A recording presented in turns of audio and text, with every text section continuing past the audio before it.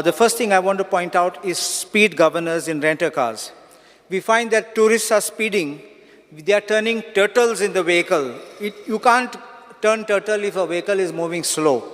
So it is definitely they have been driving very fast and in a rash and negligent manner. Under Section 110(1)(f) of the Motor Vehicles Act, it empowers the government to make rules for regulating construction and equipment of motor vehicles. And because of this, Honorable Speaker, the Government of India has brought out rules, which is Rule 118, which contains provisions relating to speed governor. In 2015, the Government of India gave particulars of which vehicles were supposed to have speed governors, and they tried to bring an exemption. And then in 2017, they withdrew the exemption. The Supreme Court Committee on Road Safety Monitoring immediately directed that mandating the speed limit equipment to be devices to be fitted. And in this, I have seen that we have people who drive as if they come for races, either on highways, village roads, or even on the bridges when we see them driving at very, very obnoxious speeds. And I think, therefore, it is imperative that the government should implement and enforce the speed governor rule. It is not simply fitting them, because sometimes you have a certificate that it has been fitted, but after that, they are disconnected and they continue to ply as if there is no speed governor. I am also told that certain speed governors, after fitment, after they are connected, still malfunction. My question is, what do you do to ensure this? Because this relates to safety of our passengers, safety of people walking on the road, safety of commuters, and safety of other vehicles. The second thing we have got is tourists who drive rashly, doing stunts and driving on beaches. I think first thing the government should do is direct these people who are giving these vehicles, rent-a-cars on hire, to have a list of do's and don'ts, because most of the people don't know. They just come, they have a license, and they don't know where they're supposed to go and where they're not supposed to go. If they're told about it, I think at least 50% of them will try to follow. But there's another thing. Unless you wield the stick, no one complies. And therefore, I believe, if you spare the rod, you spoil the child. Therefore, it is important that we should ensure that these vehicles which are driving, these rent-a-car vehicles, should be penalized with heavy penalties, including jail penalties, because if they are made to stay one day or one night in the jail, nobody will want to spend their holiday in a jail. And therefore, I believe that when you are rough and you are tough, you are bound to get action which they will make sure they comply. Is it not surprising that when our very same people who travel abroad, they drive vehicles abroad, they follow every rule in the book. They are so disciplined. But when they come here into India, they drive as if there is no tomorrow. Therefore, I believe that we have to be tough with them. Invariably, the owner ends up being summoned by the police. The owner is also being made liable along with this driver who disappears from the scene. And at the end, the owner suffers because his vehicle is damaged or completely destroyed. We also have cases of drunken driving. Now, in drunken driving, it is twofold. One is the tourists who drive these cars, and also our own locals. Let us be honest about it. I had spoken about this drunken driving in the House, and I had pointed out that we need to enforce this rule to prevent drunken driving so that we don't have these accidents and fatalities on these roads. Imagine, I remember there was an incident where in a famous pub in Kandolim Beach, a lady sat in the car completely drunk, started the car and just drove and knocked somebody down there. This is not, we don't send people, our children don't go out there to get knocked down by some drunken driver. And we don't want this to happen. And I had stated to this House, I made a suggestion, that when you are having these pubs operating in the night, you know you're giving them the excise license beyond certain hours for a fee, no problem. you also make sure that they pay a fee to keep your motor vehicle inspectors or police, so that you man this and make sure that these people are checked for alcohol. This does happen even in other parts of India, in Bangalore or in Bombay, wherever you go, in Delhi. There are police waiting outside the pub. You sit in the steering and they'll catch you. Ahead also they will check you. Otherwise, they feel that they are empowered and they are charged. And now I can stand on one leg. They can't even turn the wheel of that car. And they will hit somebody even at a start. So I believe that the government should be tough. Don't forgive anyone. Let him spend one night also in the jail. And nobody will then do it. Because they tell you, you look at it, go to any other place, they tell you, oh, the police is very strict. So they will go in a group. One doesn't drink, the others may drink. And that sober person is the one who will be the one who drives. There's one more thing which I want to point out to the August House, is that there is a provision in the Motor Vehicles Act. The provision in the Motor Vehicles Act was introduced by the 2019 amendment. And I will pass a copy of this to the Honorable Minister.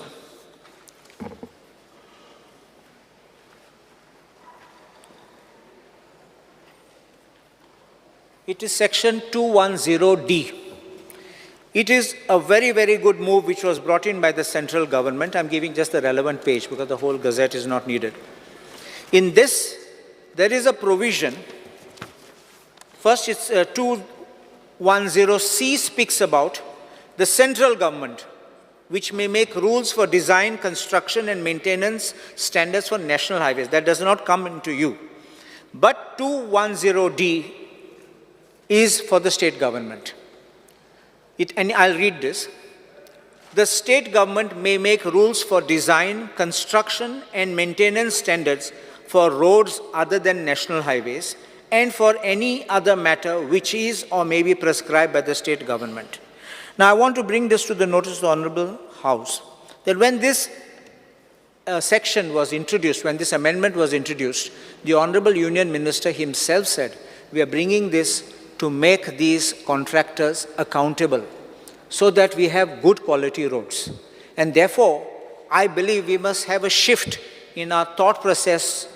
It will take resistance. I warn the Honorable Minister. It may be resistance which may come from another department, but I think you must enforce this because statutorily the duty is cast upon you to frame these rules, because it speaks about the transport department making 210D, it is. I've ticked that there. And it speaks about state government making rules for roads other than national highways. Do you see that? I'll just read again. The state government may make rules for design, construction, and maintenance standards for roads and other national highways, other than national highways, and for any other matter which is or may be prescribed by the state government. And I say why?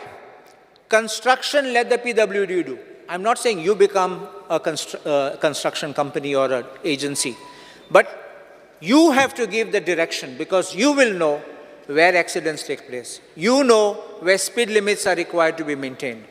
The PWD doesn't know. The PWD will come and install a board.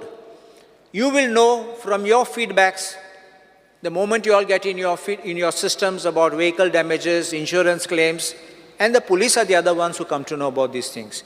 And that is how you start identifying black spots and all other things, and therefore you control traffic at these places. But if we have bad roads, I think this will be a major problem for us. The Union Minister, the Honorable Union Minister of Transport, Mr. Gadkari, himself said very recently, I'll pass this down, one for the Honorable Speaker and one for the Honorable Minister.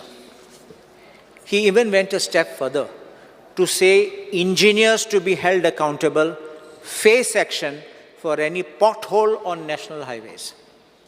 So please understand this. If you are strict, then you can take action. Of course, I will bring to the notice of this Honorable House that when such kind of action came before the Kerala High Court, the judge himself said that you need to make sure that the engineers go on the road and do these works, not sit in their office, because unless they're physically present, they don't know what's to be done. Now, I'm going to deal with a controversial topic, that is tourist taxis and app aggregators. I know this is a very controversial topic, and our local taxi is often called mafia. But if you remember, before these aggregators came in, our local taxis were very much loved by domestic tourists and international foreign tourists. They would even contact them back and they would book them again and again.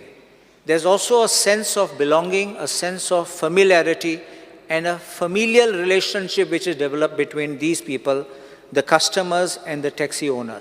They are almost like a family relationship. And that is why the system and the tourism was going well. I don't know when it started going bad, but now with the app aggregator coming in, with great respect, I remember strong battles being made, strong opposition being made.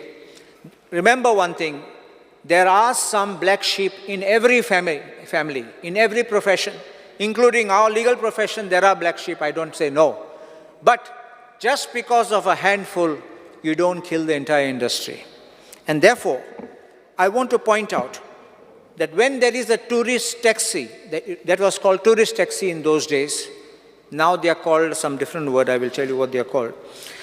But tourist taxi, they need a badge. For a badge, you need 15-year domicile.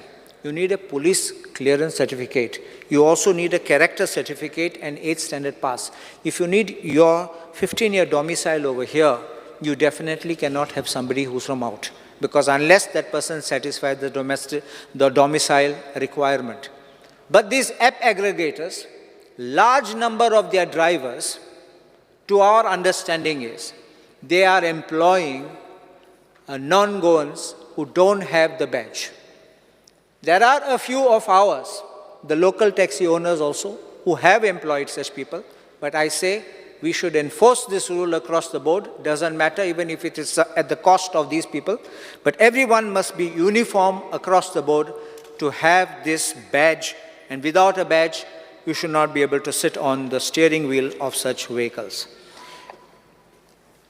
My feedback has been that if a vehicle, a taxi, which is with a Goa miles, or these app aggregators, then what happens is that police or whoever the RTO says, oh, I'm from this Goa miles, after a little detention, they are let off, as if they are above board, above law. So I believe that you need to have strict enforcement of the rule to ensure that our people get the benefit and there is no such type of flow.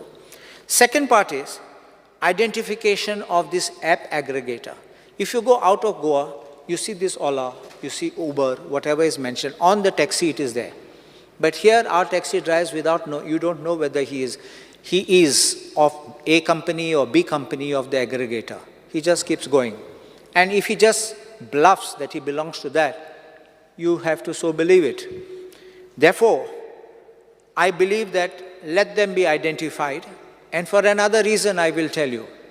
What they do is, there is no stand for these vehicles, but they come into the villages and hang outside these guest houses or outside the hotels. And they wait there after dropping the passenger and they strike a deal. You call me, I'll be outside. And then directly on a call, they pick up that same passenger and they keep going.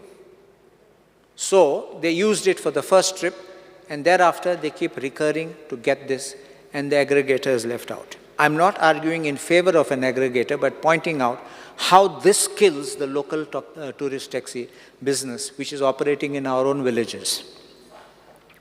Now, why are our people being called mafia?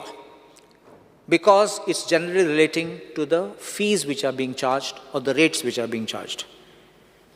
First thing I want to point out, these app aggregators focus mostly on the coastal belt or in places where there is large business. They don't go into the hinterland unless occasionally. I have also got complaints of people saying that when they book and they are called, they don't want to take trips where there's no return trip. So therefore they cancel it. An app aggregator like Goa Miles has got an app on which you have an option of vehicles. And then when you have an option of vehicles, one such vehicle is an SUV, but they don't have SUVs. They give you a different vehicle, like an Innova or something else will come. The SUV character, this goes for a Bolero, a Scorpio. So you have already paid, you get another one, you don't think what really happened, but in the process you have lost. So please understand this. Second, you have to pre-book. There is an option for post-payment, post-trip payment, but you have to have a minimum 350 into their account, which means if money of yours will be cut, you like it or not. As if they will blame you, you fight in the court. You have no time for this. The question now is, I have heard sometimes even the government says, oh, they are offering cheaper rates. Yes, and I know under Motor Vehicles Act there is a provision where you can offer any amount which is less than the notified rate. If that is so, that means that a contractual rate which you can agree. If it is so, I don't mind when an individual taxi does that with a customer. You may say, I will take your taxi for 5 days and therefore I will charge you this lesser rate, but not higher than the prescribed notified rate. But if your Goa Miles, which came along with some Goa taxi patron or something like that, when you have this, because that is now become part of Goa Miles, when you are having this in collaboration with a state agency, which is the GTDC, that means the government is promoting Goa Miles. And if the government is promoting this app aggregators, it means that the government, being in the dominant position, is allowing unfair competition. When you allow such unfair competition, do you call these other people who charge as per the rate a mafia? I want this to be made clear, because if you have cases of overcharging, let there be a written complaint, let action be taken, suspend that vehicle and take action as fit by law. But simply making allegations because they charge you the notified rate, that becomes the problem. And therefore, the public perception is that these are mafia because you say that they are mafia, but not telling what is being done. I will tell the Honorable Speaker that when this Goa Miles was being introduced, I remember that many of the taxi people came and saw me because they were not happy with this introduction. I remember at that time Goa Miles was being offered a lot of incentives and discounts, including not payment of a fee for 1 year. And I remember Michael Lobo himself espousing the cause of the local taxi drivers, and he was working very hard. He continues, I know, even to this day, to espouse their cause. But unfortunately, the government of the day ran over us and allowed them to come in. I have no problem about it. But there is another thing which happened. Parallelly, a petition was filed before the Competition Commission of India in Delhi, where some of our taxi owners were hauled up there, including a priest who was supporting the local community. We had to engage lawyers, I had to draft replies, and we finally, at the end of the day, we succeeded. We got it thrown out. I asked this one question to the government. Just because they were opposing, you ran to commission, you didn't, but a petition was filed before the Competition Commission. What you do today, with your dominant role and virtually threatening and pressurizing the local taxi, don't you think this is unfair trade practice where you need to be hauled up along with these app aggregators before Competition Commission? I think we need to look into this. And I say there's also one more issue which comes up, which many people don't know. These app aggregators have got something known as a dynamic rating. Dynamic rate. When it rains, the charge goes up. When it is time, when schools are left, then the people are going home, instead of making less, they make it higher. So it fluctuates. For the same distance, depending on the demand, if the demand goes up, the rate goes up. It's something inverse, which I normally thought when you have a high demand, rate falls, but it goes up and sometimes not available. So how does the government think of attending to this kind of situations? And then booking of the vehicles, I've already mentioned about it. Just another 3 minutes I will run. There is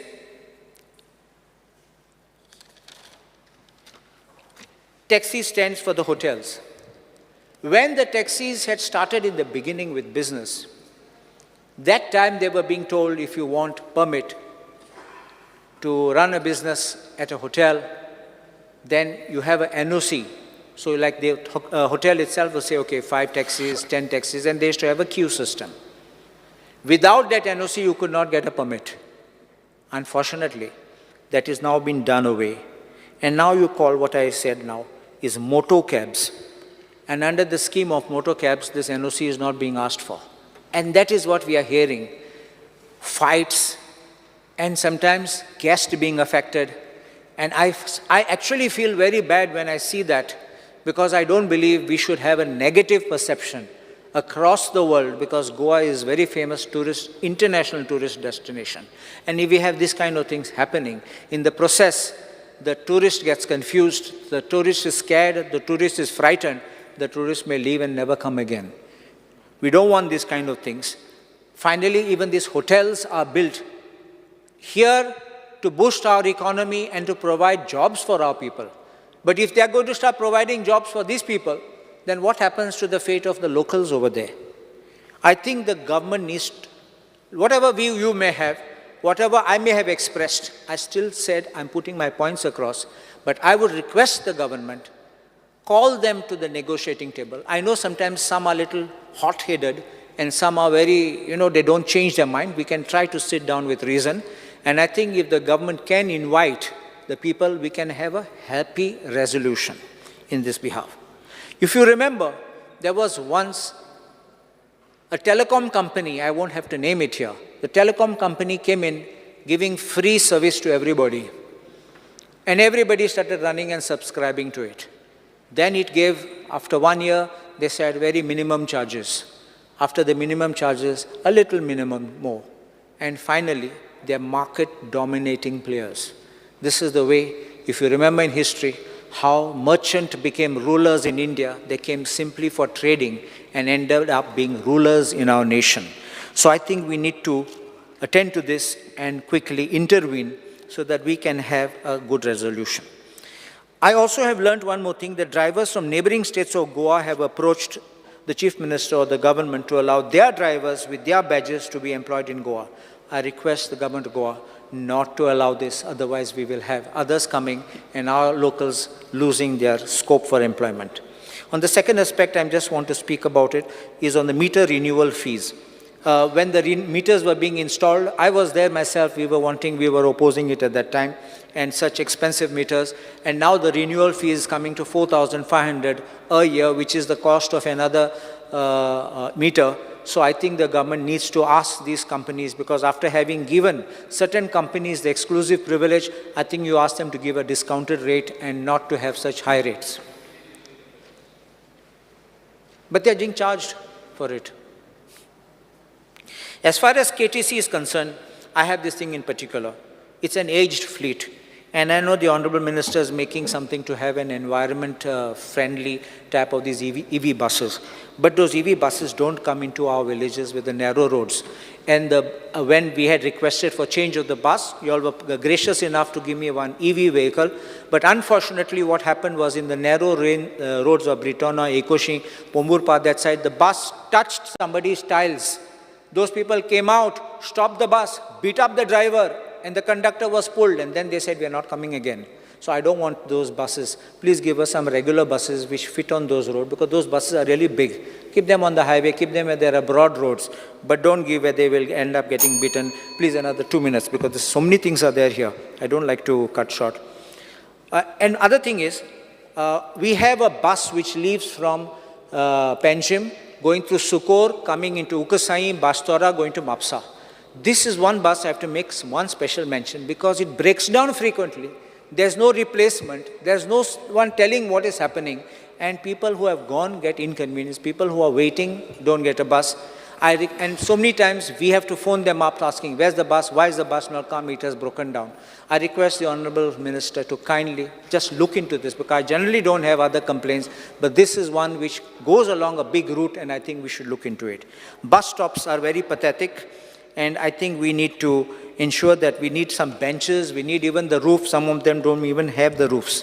As far as KTC drivers are concerned, I think you all have already got a representation from the KTC drivers of the arrears of 7th Pay Commission. And there was a settlement which was done, and it says there, I'll only read paragraph 9 of that settlement.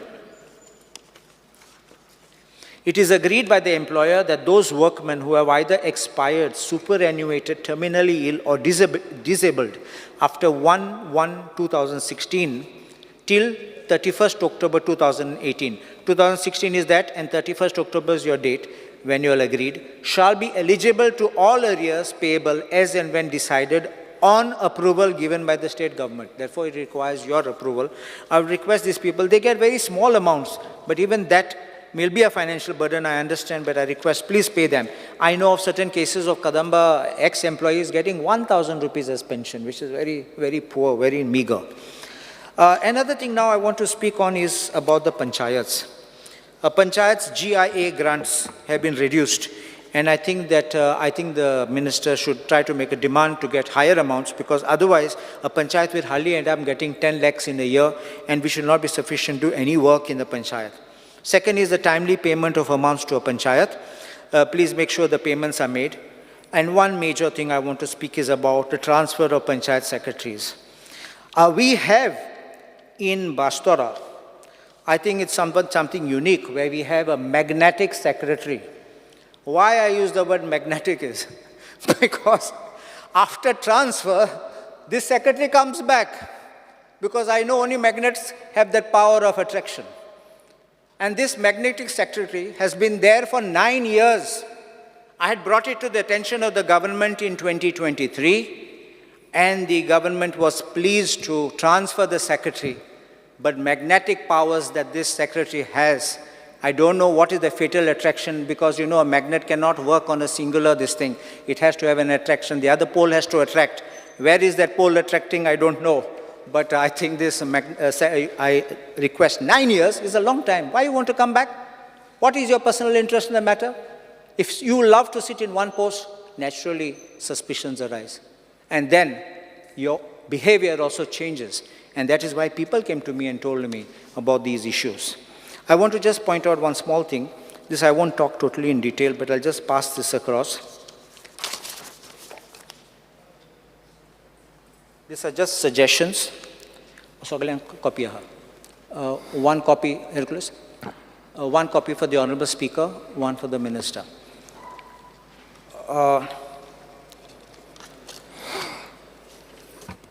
Honorable Speaker, there is one thing I want to point out to the Honorable Minister. I'm making little suggestions, because I've just given you your chart, so you don't have to take notes. It is only a request for increment of expenditures, because I put what is existing on one side and what is a proposed revision on the other side. So if you can look into it, because this has financial implications, I don't want immediately you say, yes, I will do, but you can just look into this, so that including increasing of the staff, please look at the item number 2, because how much staff we got. Because today you're asking, fill online things, computerize, submit these reports. It becomes very difficult with the existing strength of the staff, including computer operators which are needed, posts to be created. Otherwise, it becomes very, very difficult for Panchayats. They will have to work till 10 o'clock in the night, and they are not accustomed. They will not be able to do that. Other thing is, now last thing I want to talk is about industries. I know that Honorable Minister has the power of bringing good industries into Goa. And when I mean good, I talk of good non-polluting industries. And I've seen his efficiency in the manner in which he will communicate effectively. And so therefore, I would appeal to him that get good industries, because I think our industries are moving out of Goa. And therefore, I think that we should try to bring some better incentives and attractions which we can. If you remember industrial,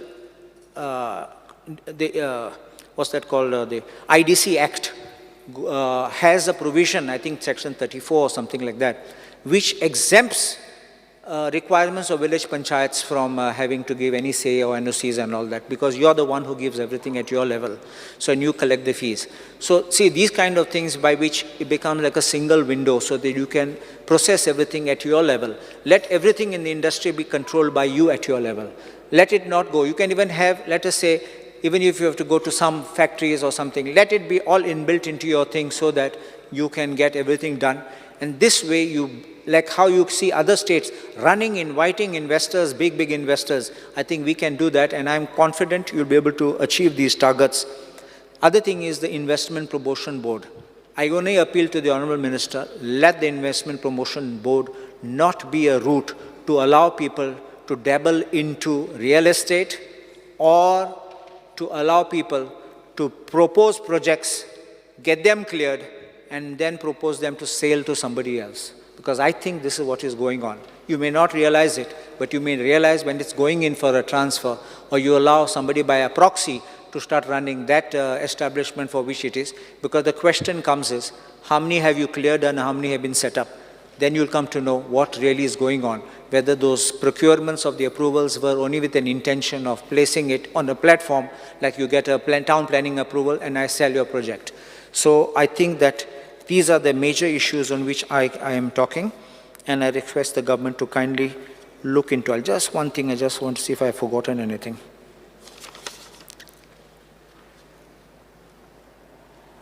There is one last issue I just want to say. I know that there has been a petition in the High Court relating to Gram Sevaks functioning as Panchayat secretaries, because there are two different kind of posts. But having appointed Gram Sevaks as Panchayat secretaries, and for several years they have functioned as such, and I think that the government can consider whether you will can amalgamate both these posts. I think that will be something far better, so that those people don't go, because after having served, heavy experience, so I think that government can think of rationalizing that.